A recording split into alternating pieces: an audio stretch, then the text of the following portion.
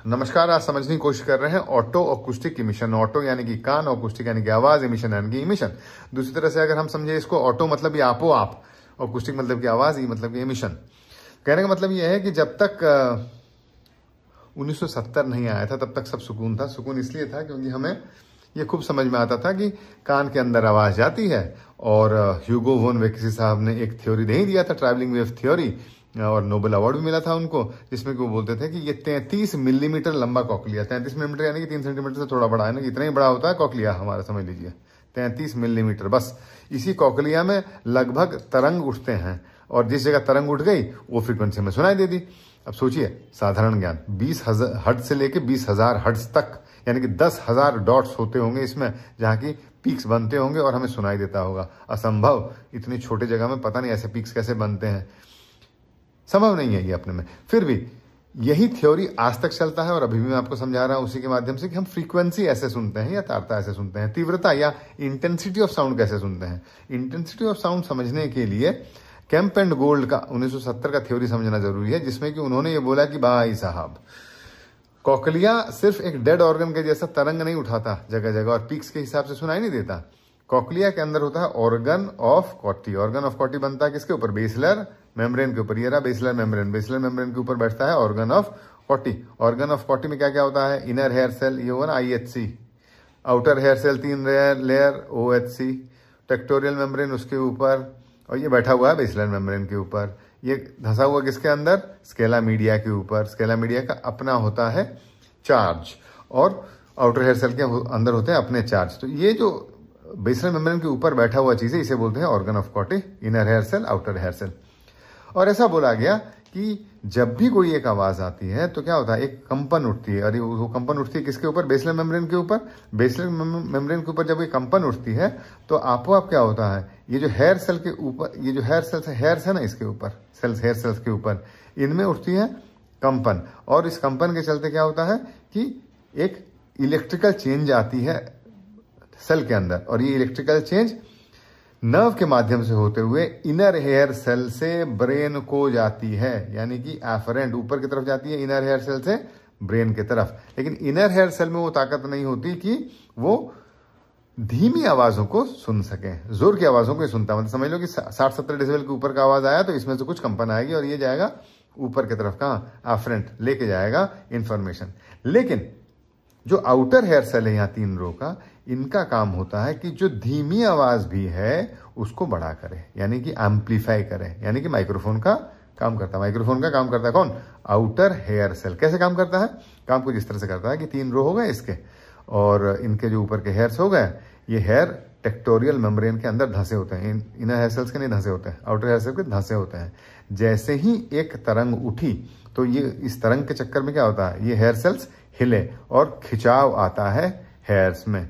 जैसे ही खिंचाव आता है तो यहाँ एक दूसरे से हेयर जुड़े होते हैं टिपलिंग के माध्यम से, और टिपलिंग खुलते हैं और बाहर का चार्ज अंदर, और ये जो आउटर हेयर सेल होता है इनमें हो जाता है चार्ज का गड़बड़ी, और ये हो जाते हैं डीपोलराइज। जिस जगह ये डीपोलराइज हो जाएंगे, मान लीजिए इस जगह डीपोलराइज हो गए, तो ये तुरंत बड़े छोटे बड़े छोटे बड़े छोटे बड़े छोटे, या इनमें मूवमेंट होने लगता है, और उस आवाज को वो क्या करते हैं? उसी आवाज को, उसी फ्रीक्वेंसी की आवाज को बड़ा छोटा करना शुरू कर देते हैं, जिसके चलते वो आवाज हो जाती है बड़ी। और इस पूरे प्रोसेस को क्या बोला जाता है? इलेक्ट्रोमोटिलिटी। तो इस इलेक्ट्रोमोटिलिटी के चक्कर में आउटर हेयर सेल क्या करते हैं? आवाज को एम्पलीफाई कर देते हैं या बड़ा कर देते हैं। तो हम ये जो बड़ा विस्तृत रेंज फ्रीक्वेंसी का और इंटेंसिटी का सुन पाते हैं, इसके लिए पूरा का पूरा श्रेय जाता है आउटर हेयर सेल्स को। लेकिन आउटर हेयर सेल्स किसके ऊपर रिस्पॉन्ड करते हैं? ये होते हैं इफरेंट, यानी कि ब्रेन से आने वाला सिग्नल। यहां से जाता है कोई एक सिग्नल, और फिर ब्रेन से आता है कोई एक सिग्नल, जिसके ऊपर आउटर हेयर सेल किसी एक खास आवाज को बड़ा करते हैं या एम्पलीफाई करते हैं। तो इस एम्पलीफिकेशन के चक्कर में हो जाता है और एक खेल, हर एक एम्पलीफायर एक डिस्टॉर्शन पैदा करता है ना। जब आप एम्पलीफायर इस्तेमाल करते हैं, माइक्रोफोन इस्तेमाल करते हैं, तो बहुत बार आवाज फटता है ना, तो उस आवाज को फटने का, उस आवाज के फट जाने का, या उसमें एक डिस्टॉर्शन आने को हम डिस्टॉर्शन बोलते हैं उस माइक्रोफोन का। तो ये भी एक उस एम्पलीफायर का, तो ये भी आउटर हेयर सेल भी एम्पलीफिकेशन का काम कर रहा है। क्योंकि वो एम्पलीफायर का काम कर रहा है इसलिए उसमें भी आता है एक डिस्टॉर्शन, और ये डिस्टॉर्शन होता है ऑटो अकूस्टिक इमिशन, जिसको हम रिकॉर्ड कर लेते हैं। उदाहरण के तौर पर समझें कि पंखा जब घर में चलता रहता है तो जरूरी नहीं कि हवा आपको लगे, लेकिन इस हवा के साथ साथ एक आवाज भी तो आती है, चक चक चक चक चक चक, या हल्का हल्का झन ऐसे आवाज आती है ना। तो एयर तो मुख्य काम है पंखे का, लेकिन उसके साथ जो साउंड आती है वो होती है डिस्टॉर्शन उसका। वैसे ही इस एम्पलीफायर के साथ जो एक्स्ट्रा साउंड आता है वो होता है डिस्टॉर्शन, और उसी को मेजर किया जाता है जिसे हम बोलते हैं ओई। वैसे एसी अगर कमरे में चल रहा है तो ठंडा तो है, लेकिन फिर भी एसी की एक भन्नाट आवाज होती है, तो उस आवाज को बोलेंगे डिस्टॉर्शन, जो कि ठंडी हवा के साथ ये एयर देता है, ये कोल्ड एयर के साथ साथ साउंड भी पैदा करता है। वैसे ही बल्ब के साथ, बल्ब का काम होता है क्या, लाइट देना, लेकिन बल्ब गर्म भी हो जाता है ना, पकड़ के थोड़ी खोल सकते हैं, बल्ब को नहीं खोल सकते हैं, तो जो हीट होता है वो होता है डिस्टॉर्शन। वैसे ही हमारे कॉक्लिया में आउटर हेयर सेल एम्पलीफाई तो कर देते हैं आवाज को, लेकिन साथ ही साथ पैदा कर देते हैं एक डिस्टॉर्शन, और इसी डिस्टॉर्शन को हम बोलते हैं ऑटो अकूस्टिक इमिशन। कहने का मतलब क्या हुआ, कहने का मतलब कुल ये हुआ कि अगर एक प्रोब दिया जाए कान के अंदर, उसमें 3 ट्यूब डाले जाए, एक ट्यूब नंबर 1 समझ लीजिए, उसमें एक स्पीकर दिया जाए जिससे कि एक आवाज दिया जाए, स्पीकर नंबर 2 दूसरे ट्यूब में दिया जाए जिससे कि और एक आवाज दिया जाए, और एक माइक्रोफोन रखा जाए, स्पीकर नंबर 1 से F1 की फ्रीक्वेंसी दी जाए और स्पीकर नंबर 2 से F2 की फ्रीक्वेंसी दी जाए, तो देखा यह जाएगा कि जो आवाज कान से बाहर आएगी, यानी कि आपने पहला एक आवाज दिया अंदर, और इस आवाज के प्रतिक्रिया में एक दूसरी आवाज कान के अंदर से बाहर की तरफ आएगी, जिसे आप रिकॉर्ड कर सकते हैं। तो इस आवाज को माइक्रोफोन के माध्यम से रिकॉर्ड कर सकते हैं, और यही है ऑटो अकूस्टिक इमिशन। सबसे बेहतर ऑटो अकूस्टिक इमिशन अगर रिकॉर्ड करना हमें, तो फ्रीक्वेंसी 1 और फ्रीक्वेंसी 2, मैंने बताया ना 2 स्पीकर होंगे, स्पीकर 1 और स्पीकर 2, तो फ्रीक्वेंसी 1 और फ्रीक्वेंसी 2 के बीच का रेशियो 1:2 का होना चाहिए।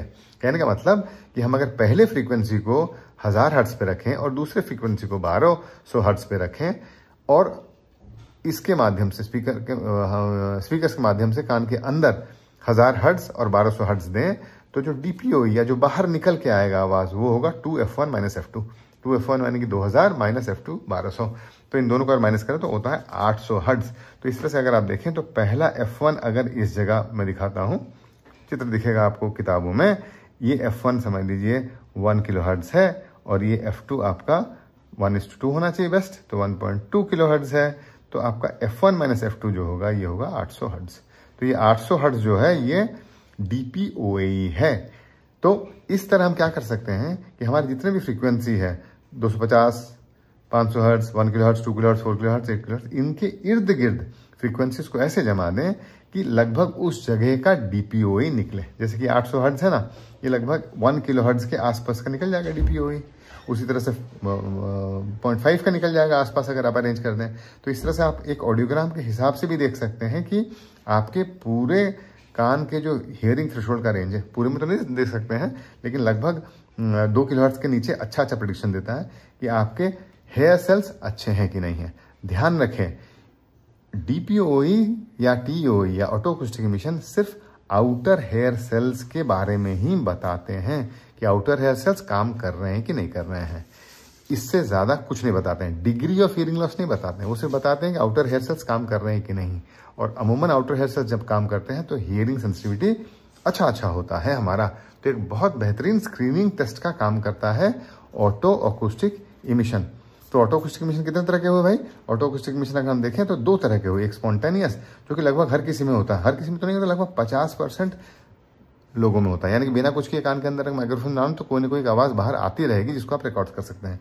लेकिन 50% लोगों में होता है। तो 50% लोगों में होता है तो भाई क्या बाकी 50% लोग क्या हम लोग हियरिंग लॉस वाले बोलेंगे? नहीं। तो इसलिए कोई बहुत अच्छा टूल नहीं है। इवोक्ड ऑटो अकूस्टिक इमिशन अगर आप देखें तो लगभग हर किसी में होता है, जिनमें कि हियरिंग थ्रेशोल्ड नॉर्मल लिमिट्स होता है, यानी कि 40 डेसिबल तक के नीचे होता है।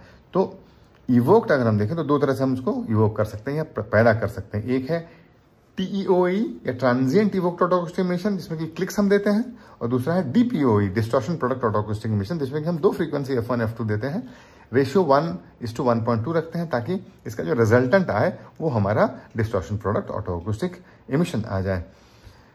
ये अपने में इसका हार्मोनिक नहीं है, मतलब कि ये दोनों के इंटरेक्शन से नहीं बन गया है बड़ा, क्योंकि हमेशा F1 to F1 minus F2 इन दोनों F1 F2 से नीचे का होता है, हार्मोनिक्स ऊपर के होते हैं।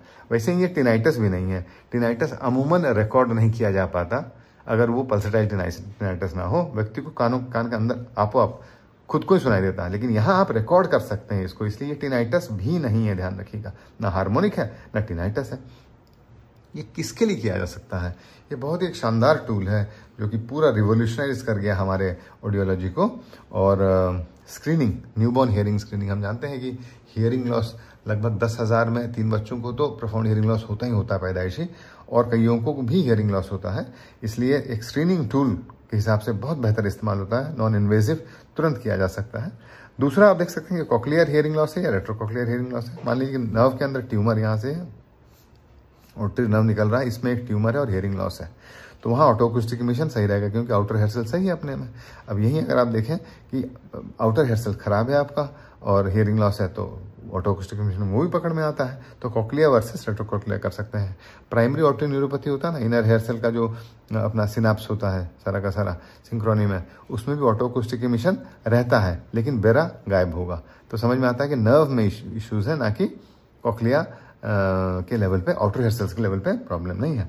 दूसरा, नॉइज इंड्यूस हियरिंग लॉस और autotoxicity. Noise induce hearing loss मतलब कि मैं एक ऐसी जगह में काम कर रहा हूँ जहाँ पर कि आवाज़ खूब हो रही है, मैं सब कुछ पहन रहा हूँ, ईयर मफ्स वगैरह भी पहन रहा हूँ, लेकिन फिर भी आवाज़ हो रही है, तो कुछ दिनों बाद मैं अगर ऑटोअकूस्टिक इमिशन करूँ, कान में लगाऊँ, और लगभग 60 सेकेंड 1 मिनट के अंदर ये टेस्ट तुरंत हो जाता है, शांत माहौल अगर है तो तुरंत समझ में आएगा कि हाँ, मेरी जो ऑटोअकूस्टिक इमिशन है धीरे धीरे खत्म होती जाएगी और नॉइज इंड्यूस हियरिंग लॉस का अंदेशा होगा। तो उस जगह से आप शिफ्ट करें कुछ देर के लिए, फिर रोटेशन में ड्यूटी लाएं, ये समझ में आता है। दूसरा क्या है? ऑटोटॉक्सिसिटी। मान लीजिए कैंसर के लिए दवाई होती है सिस्प्लैटिन, ये दवाई दी जा रही है किसी को, और ये दवाई खाने से धीरे धीरे वो बोल रहा है कि मुझे सुनने में कमी हो रही है, तो आप क्या करेंगे? वो दवाई चेंज करेंगे उसको, ताकि सुनने में कमी ना आए। तो इन लोगों के लिए ये ऑटोअकूस्टिक इमिशन खूब कारगर होता है। तो इस तरह से अगर हम देखें तो ऑटोअकूस्टिक इमिशन के होने से ऑडियोलॉजी में एक बुनियादी परिवर्तन आ गया, क्योंकि इनर ईयर के अंदर ऑटोअकूस्टिक इमिशन खास आउटर हेयर सेल्स को टेस्ट कर देता है। जैसे अकूस्टिक रिफ्लेक्सेस है ना, इमिटेंस में अकूस्टिक रिफ्लेक्सेस, ये इमिटेंस ऑडियोमेट्री में इनर हेयर सेल्स को चेक करते हैं, इनर हेयर सेल्स को चेक करते हैं इमिटेंस ऑडियोमेट्री में। वैसे ही ऑटोअकूस्टिक इमिशंस आउटर हेयर सेल्स को चेक करते हैं। तो आउटर हेयर सेल्स के इवैल्यूएशन से हमें स्क्रीनिंग करने में आसानी हो गई, हमें कई तरह के डायग्नोसिस करने में भी आसानी हो गई। इसलिए ऑटोअकूस्टिक इमिशन समझना जानना जरूरी है। बहुत बहुत धन्यवाद।